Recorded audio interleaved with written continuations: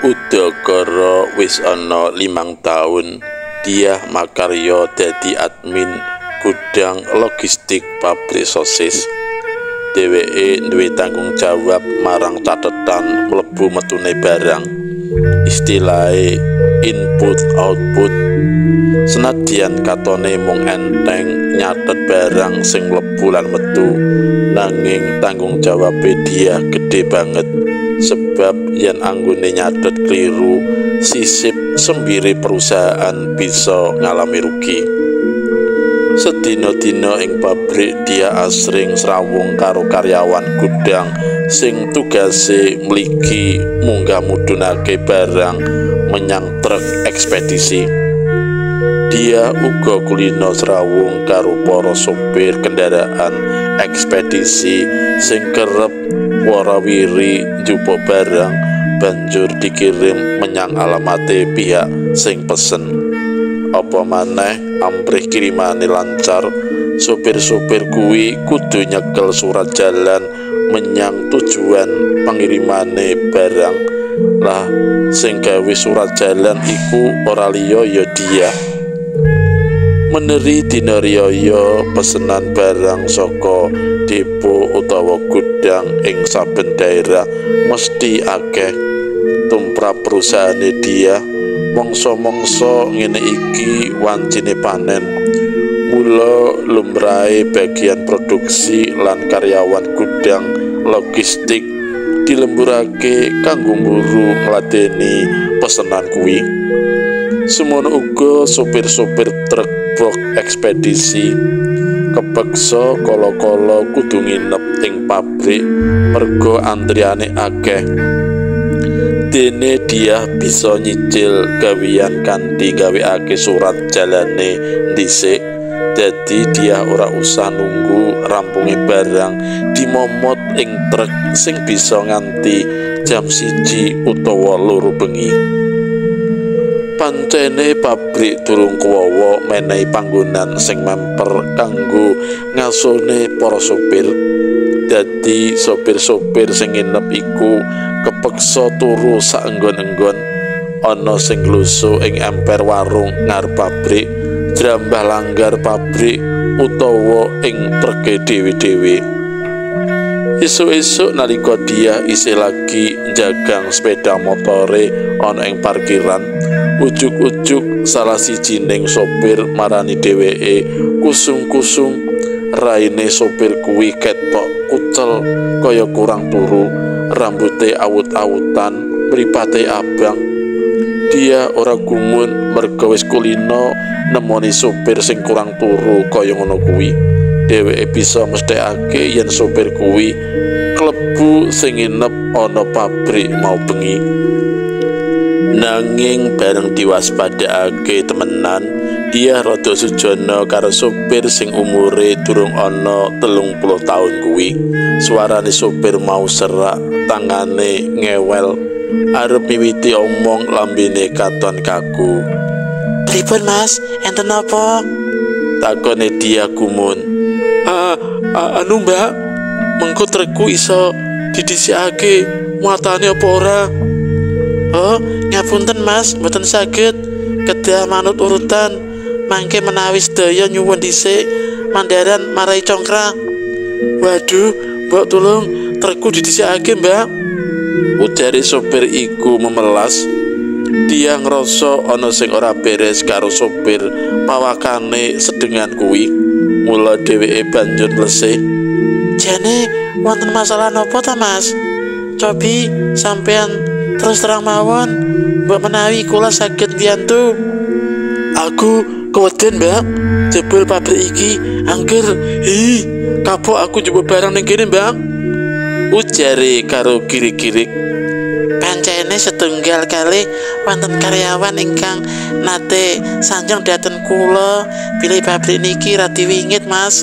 Nanging menawi awakipun piyambak mboten ngganggu damel tertamtu nggih mboten ajeng diganggu." Wangsulane dia nyoba menehi wawasan. "Lah wong sampeyan ora tau diweruhi sundel bolong kok, Mbak. Mulane gampang wae ngomong ngono." Pamaidune sopir iku setengah ngersula. Sundel bolong, sampean sumber sundel bolong. Estu napa? Dia kaget. Supir iku tanpa dijaluk langsung cerita. Dheweke kaya-kaya pengen buktekake marang dia menawa kedadian sing dialami mau bengi pancen serem tenan, kasunyatan dudu cerita ngayuwara. Miturut sopir kuwi mau bengi watara jam 10 sawise warung kopi ngarep pabrik tutup. Sopir-sopir sing maune padha jagongan lan kegojekan banjur menyat lan kluntrung-kluntrung mlebu pabrik sak perlu istirahat. Nanging ana uga pilih turun ing dindrike warung kono. Sopir nom-noman sing durung pati ngantuk iku kepengin laye-laye ana jero truk wae. Pikire luwih bebas ning jero truk ketimbang ana langgar. Dheweke banjur jumangkah menyang truke sing diparkir adoh ing mburi godang sak cedhake kolam limbah. Satpam pancen akon dheweke parkir ing papan lindhu kuwi merga ngarep pabrik wis kebak truk sing momot bahan baku. Satemene cedhak kolam limbah kuwi ambune ora enak, nanging sopir iku kepeksa parkir ana kono merga ora kumanan panggonan. Kanthi sendenan kursi lan sikil dislonjorake menyang dashboard, sopir iku ngrungokake musik sinambi dolanan HP. Nalika mripate wiwit liyer-liyer dumadakan krungu kaca jendela truk ditothok saka njaba. Sopir iku noleh. Dheweke kaget ana bocah wadon praupane ayu menehi kode amprih sopir nom-noman kuwi mbukakake lawang truke. Enggal-enggal wae dheweke ngengake lawang. Mas, Mbak, tolong aku kantanono menyang kolam limbah kuwi. Ucape karo nudingi kolam limbah. Ana perlu apa kok bengi-bengi ngene arep mrono, Mbak? Takone supir iku karo nutup HP-ne. Arep ngakon petugas limbah njupuk sosis, Mas. Sampean karyawati kene? Iya, Mas. Iki mang isih nglembur. Oh, ayo yen ngono, Mbak. Tak kancani. Sopir iku banjur ngetutake lakune bocah wadon ayu sing nganggo seragam kaya seragame karyawan pabrik sosis iku tumuju nyang kolam limbah. Jenenge wong lanang tur isih legan kathik swasanane peteng lan sepi. Sopir mau banjur iseng-iseng ngajak kenalan. Jenengmu sapa, Mbak? Takone karo mlaku. Sari, Mas. Lah omahmu? Cedhak pabrik kene wae kok, Mas. Wis duwe pacar apa durung? Sopir iku wiwit wani golek-golek kesempatan. Atine bungah nalika bocah wadon sing aku jeneng Sari iku gedhek. Aku njaluk nomor HP-mu entuk ora, Mbak? Sopir iku nyawang Sari saka iringan. Ditakoni mengkono, wanita kuwi guyu ngikik kaya pangringkihe jaran. Sopir iku njur kaget. Luwih kaget maneh nalika Sari mungkur klambine sing maune seragam pabrik sanalika owah malih dadi daster putih mangkak, rambute dawa reyap-reyap. Praine ora ayu maneh nanging kebak getih.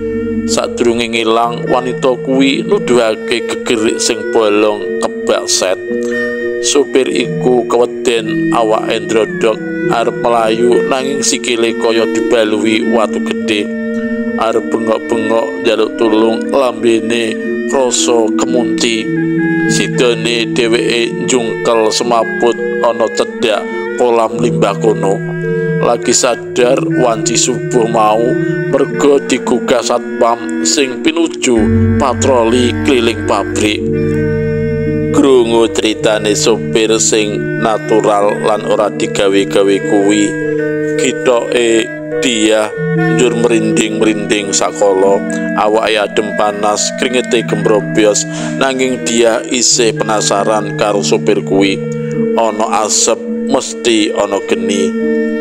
Aku arep takon, jujur kemawon nggih. Sampean wau dalu ngepasi layah-layah wonten lebete truk tumindak napa? Mergi kula percaya sampean boten bakal diganggu lelembut menawi boten ganggu rumiyin. Anu Mbak, aku nonton film porno ning HP ku. Jawabe sopir iku kanthi isin. Oh alah, nggih pantesan mawon yen pakarti sampean njur ngundang tekani lembut. Kandhane dia karo gedeg-gedeg.